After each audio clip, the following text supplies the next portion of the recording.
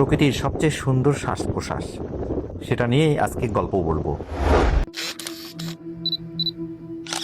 সাধারণ ধারণায় আমরা জানি গাছ আমাদের অক্সিজেন দেয়, এটা ঠিক। তবে তা শুধু দিনের আলোতে। খাবারকে গ্লুকোজে কনভার্ট করতে কার্বন ডাই অক্সাইড গ্রহণ করে অক্সিজেন দেয়। তবে আমাদের মতো প্রতিটা মুহূর্তে বেঁচে থাকার জন্য গাছেরও অক্সিজেন দরকার। মূল কাণ্ড পাতার মধ্যে থাকা অসংখ্য মাইক্রোস্কোপিক ছিদ্র দিয়ে গাছ মূলত বাতাস আর মাটির মধ্যে থাকা অক্সিজেন গ্রহণ করে শ্বাস প্রশ্বাস নেয়।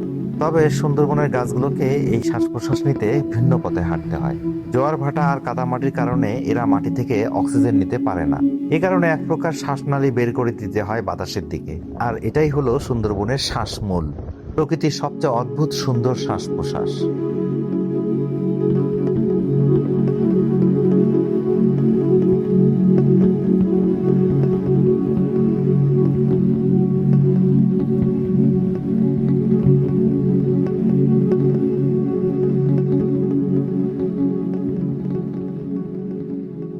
সুন্দরবন হলো বাংলাদেশের ফুসফুস, আর সুন্দরবনের ফুসফুস হলো এই শ্বাসমূল।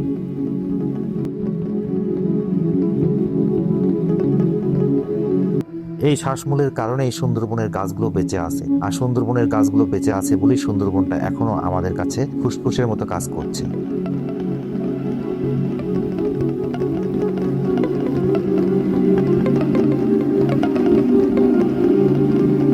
এই শ্বাসমূল শুধু শ্বাস নেয় না, এরা মাটিকে শক্ত করে ধরে রাখে, ঝড় জলোচ্ছ্বাস থেকে উপকূলকে বাঁচায়। কাঁকড়া শামুক এদের গায়ে বাসা বাঁধে, রয়্যাল বেঙ্গল টাইগার এদের আড়ালে লুকিয়ে থাকে শিকার ধরার জন্য। এটা একটা জীবন্ত নেটওয়ার্ক, যেখানে মৃত্যু আর জীবন একসাথে শ্বাস নেয়।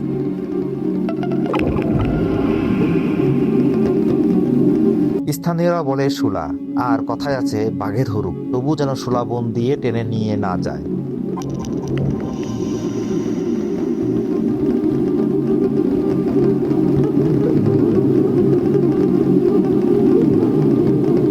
জোয়ার আসে, পানি ফুলে ওঠে, মাটি পানির তলে চলে যায়, কিন্তু এই শ্বাসমূলগুলো পানির উপরে মাথা তুলে দাঁড়িয়ে থাকে। তাদের গায়ে থাকে হাজারো হাজারো ছিদ্র লেন্টিসেল। যখন পানি নামে তারা বাতাস থেকে অক্সিজেন টেনে নেয়, আর যখন পানি ঢোকে তারা সেই অক্সিজেন সঞ্চয় করে রাখে। এটা যেন অদ্ভুত শ্বাস প্রশ্বাসের নাচ, জোয়ার ভাটার সাথে তাল মিলিয়ে চলে।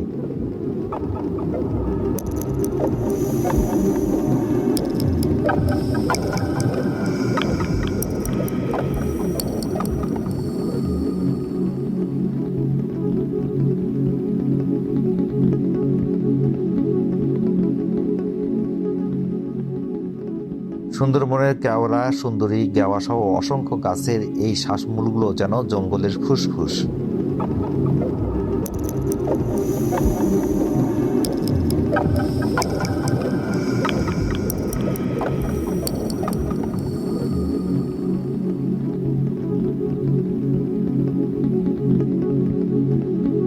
এটাই হলো প্রকৃতির সবচেয়ে অদ্ভুত সুন্দর শ্বাস প্রশ্বাসের গল্প।